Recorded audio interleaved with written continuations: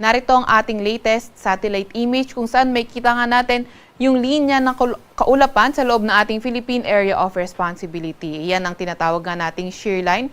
Ito yung salubungan ng malamig na hangin galing northeast at mainit na hangin galing silangan. Sa kasalukuyan, ito ang nakakaapekto sa may silangang bahagi ng Visayas.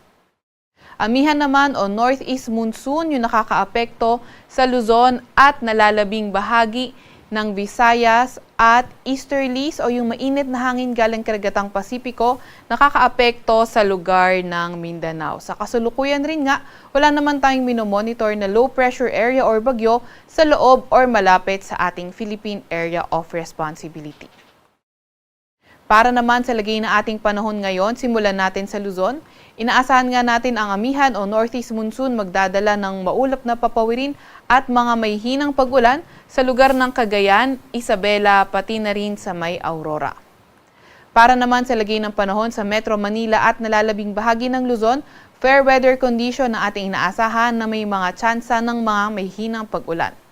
Inaasahan nga natin by tomorrow, posibleng mas humina yung epekto ng amihan at yung partly cloudy skies at may mga tsansa na may hinang pag-ulan sa northern Luzon na lamang at sa Metro Manila at nalalabing bahagi ng Luzon, may tsansa ng mga localized thunderstorms. By Tuesday to Thursday, posibleng mas humina pa yung epekto ng amihan at yung partly cloudy to cloudy skies with isolated light rains ay sa may extreme northern Luzon area na lamang at sa Metro Manila and the rest of Luzon, mga tsansa naman ng mga localized thunderstorms.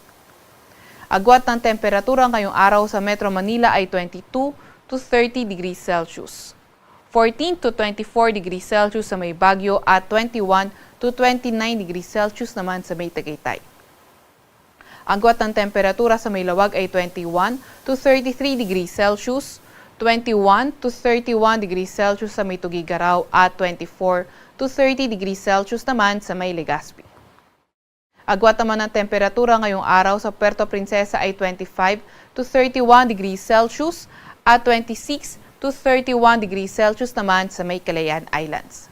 Para naman sa lagay ng panahon sa Visayas at Mindanao area, epekto pa rin ng shear line yung inaasahan natin na magdadala ng maulap na papawirin, mga kalat-kalat na pag-ulan at mga pulupulong kidlat at kulog sa may Eastern Visayas, sa may Central Visayas, sa may Dinagat Islands, Surigao del Norte, Camiguin at sa may Misamis Oriental. Kaya yung ating mga kababayan, lalo na yung mga inuulan ng mga nakaraang araw pa, ay pinag-iingat sa mga banta ng pagbaha o hindi kaya pagguho ng lupa. Para naman sa lagi ng panahon sa nalalabing bahagi ng Visayas, may mga tsansa lamang na mga may hinang pag-ulan at partly cloudy to cloudy skies pa rin tayo.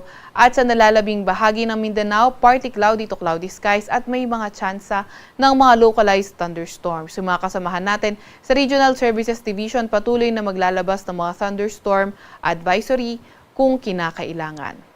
Nakita nga rin natin na sa mga susunod na araw, posible na mas humina pa yung epekto ng shear line sa Visayas at Mindanao area. Ganun pa man, yung easterlies posible magdala ng mga paulan, mostly sa area ng Eastern Visayas, Central Visayas, sa may Caraga at Northern Mindanao. Kaya patuloy pa rin tayo mag-antabay sa mga ilalabas na update ng Pag-asa.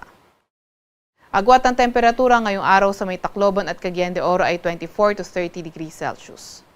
Sa may Iloilo naman ay 26 to 31 degrees Celsius at 25 to 31 degrees Celsius naman sa may Cebu. Agwat ang temperatura sa may Zamboanga ay 25 to 33 degrees Celsius at 24 to 33 degrees Celsius naman sa may Davao. Wala pa rin tayong nakataas na gale warning sa kahit na anong dagat baybay ng ating bansa.